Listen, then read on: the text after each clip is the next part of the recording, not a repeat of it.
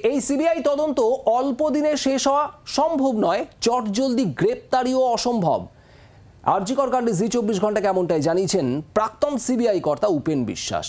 Kolkata police ঠিকভাবে তদন্ত করেননি বলেও মনে করছেন তিনি। জেবি পারদিওয়ালা উনি আরও কি বললেন, জীবনে অপরাধ এমন তদন্ত দেখিনি, আমিও 50 বছরের এরকম তদন্ত দেখিনি। আপনি ঠিক সময় এফআইআর করলেন না কেন? 1 নম্বর, রাজ্য সরকার তাকে আবার সে নিজেই রেজিগনেশন দিতে যাচ্ছে, দিয়েছিল, কিন্তু রাজ্য সরকার তাকে আবার অন্য একটা জায়গায় 2-3 ঘন্টার মধ্যেই তাকে বানিয়ে দিল প্রিন্সিপাল। তাহলে এইখানে সন্দেহ হচ্ছে যে কিছু একটা গোলমাল আছে, যে আপনি যেখানে ঘটনাস্থল সেটা আপনি ডিস্টার্ব করেছেন, অযথা বহু লোক সেখানে ঢুকে যাচ্ছে, আসছে, বেরোচ্ছে। আপনি বলছেন 11 ফিট বাদ দিয়ে দিয়েছেন আপনি, এরকম হয় না। এরকম একটা অনেকটা হাতের অর্ধেক কেটে দিলে হবে, একটু কিছুটা পোর্শন কেটে দিলে হবে। ওই 11 ফিটের মধ্যে কিছু ছিল না আপনি কি করে বলতে পারেন? দেখুন, এই ক্ষেত্রে মা বাবা যারা আছেন তারা কি বলছে যে ওখানে কোনো রকমের ওই ঘেরাও করা হয়নি আমরা যখন গিয়েছি। দ্বিতীয়ত হচ্ছে যে আমরা যখন গেলাম আমাদের প্রায় 2 থেকে 3 ঘন্টা বসিয়ে রাখা হলো, এবং যখন আমাদের যেতে দেওয়া হলো তখন সেই সময় কোনো রকমের ঘেরাও করা ছিল না।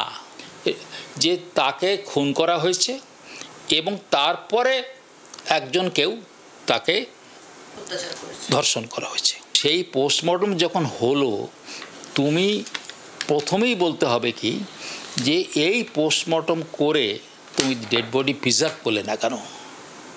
কেন এই পোস্টমর্টম আবারও হতে পারত? আমি যেটুকুন দেখেছি তাতে অনেকটা ইনজুরি হয়েছে। ওই ইনজুরিটা একা লোকের পক্ষে সম্ভবপর নয়, হঠাৎ করে হয়নি, এটা চক্রান্ত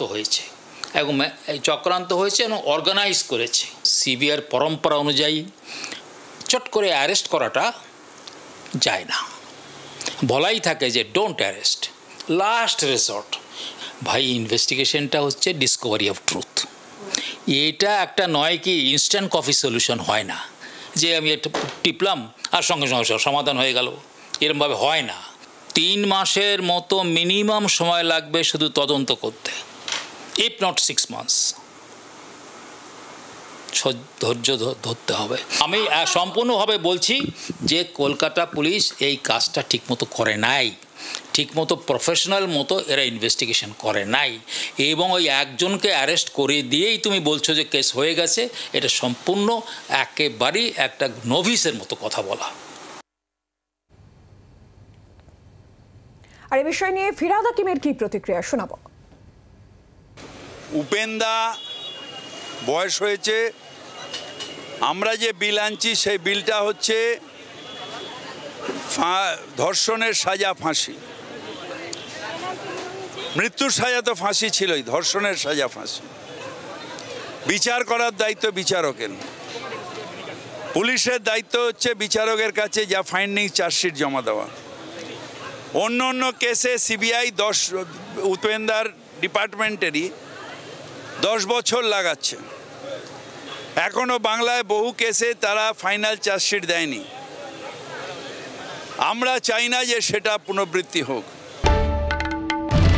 বাংলার আওয়াজ, বাঙালির আবেগ, জি24 ঘন্টা।